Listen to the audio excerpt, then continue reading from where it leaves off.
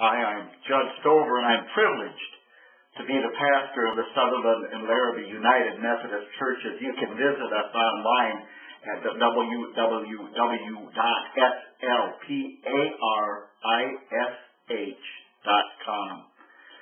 Going to talk about bipartisanship. Boy, we've heard a lot about that lately, and it's interesting how everybody thinks that's the way to go. And it's always struck me funny because the word partisan means of a particular foundational belief in something. I am for this thing. And to be bipartisan means you kind of almost have to be a contradiction in terms in yourself, because what you are for might be diametrically opposed to the other thing that they're asking you to be bipartisan about. And I thought the best way of explaining this is to go to the Bible. Let's look at some of the people in the Bible and see if they're partisan or seeking bipartisanship. And let's start with, say God in the Ten Commandments. There should be no other God before me. Seems pretty partisan. Not making any graven images. Kind of partisan.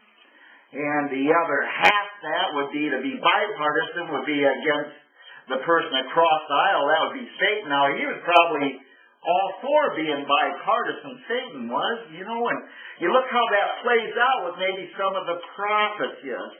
Was Elijah partisan? Was Elijah partisan? Was Ezekiel partisan? Isaiah partisan? Jeremiah partisan?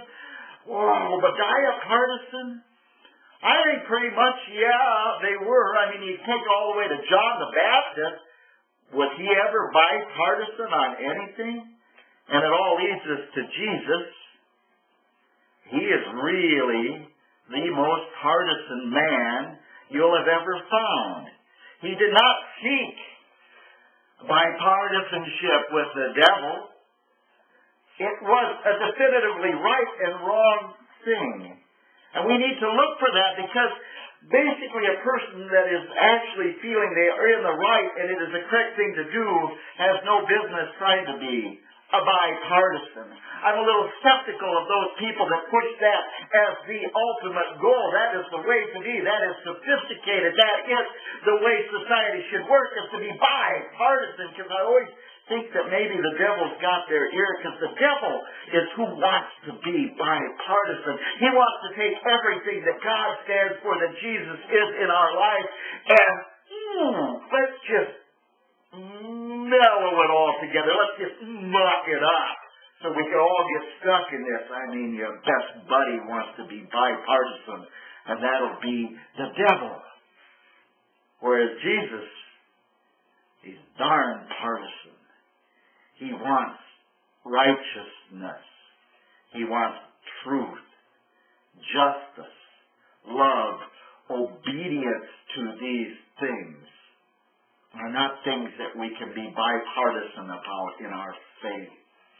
Really look clearly at the definition of the terms involved and what it means. Is bipartisanship been magically transformed to where it means let's have our loyal opposition and talk about it?